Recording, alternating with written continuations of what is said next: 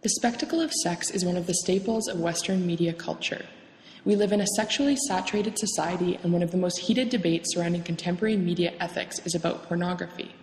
Although many people still condemn it, it is becoming increasingly normalized, especially among teenagers. The largest demographic of users is actually males between 12 and 17. Some stumble upon it, some are curious and seek it out, and for many, it is a rite of passage into manhood. With increased visibility, accessibility, and diversity of online pornography, the average age of first exposure for boys is from 8 to 11. For the purpose of this presentation, mainstream and/or commercial pornography is defined as the online pornography that the majority of Western heterosexual males are watching. Characterized by a gender hierarchy and increasing degradation, mainstream pornography is contorting adolescent sexual development as well as promoting damaging understandings of gender dynamics in heterosexual relationships. Commercial pornography is an industry, a for-profit business based on commodity logic. The industry relies on the use of spectacle to make money. It is all about setting trends and grabbing attention through hyperbolic representations of sexual experience. Since the advent of gonzo films, which are cheaply produced pornographic videos that feature comparatively less story and more sex, the script of mainstream pornography has focused more and more on male control and female degradation, as well as themes of violence and humiliation. Gonzo films are the most popular type among teenagers today. Although pornography represents someone's fantasy about how sex should be, it also uses real bodies to act out the representation, blurring the distinction between fantasy and reality for the consumers.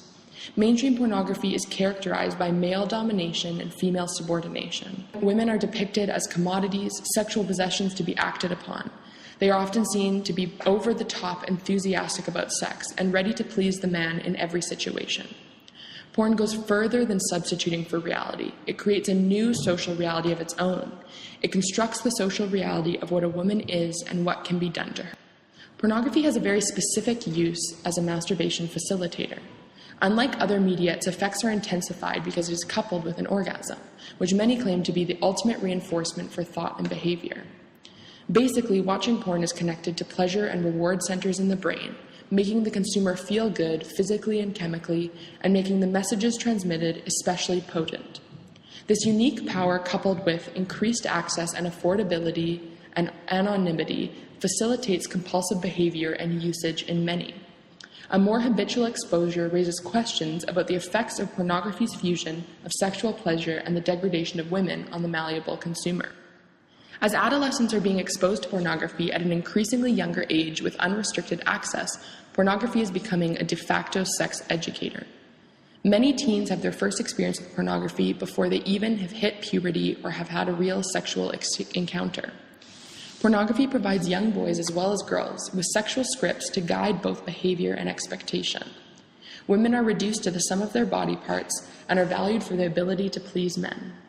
Unrealistic and degrading standards of appearance, speech, and even ease of orgasm are learned from pornographic representations. Humiliation is normalized and intimacy is destroyed. Mainstream pornography reinforces the idea that men are visual creatures overtly sexual by nature. Mainstream pornography also portrays this idea that men are sexually dominating and that all women want to be sexually dominated, that sex is something you do to women. Adolescents' desires are filtered and informed by pornographic depictions at a crucial stage of development, when insecurities are high and sexuality is just being discovered. At this stage, the brain is hormone-driven and results-oriented, meaning that it is responsive and easily influenced by associations with sexual pleasure. Commercial pornography conditions boys, especially, to see women as sexual parts and to relate to women through a subject-object binary. Instead of a community where we take principles of equality and respect into action, we live in a society that nurtures objectification.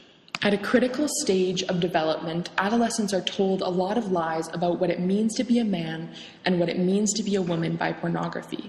It is crucial to remember that mainstream pornography is in the business of making money and pushing the limits of the spectacle.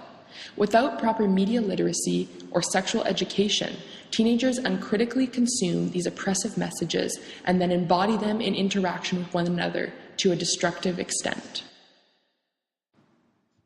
Created using Powtoon.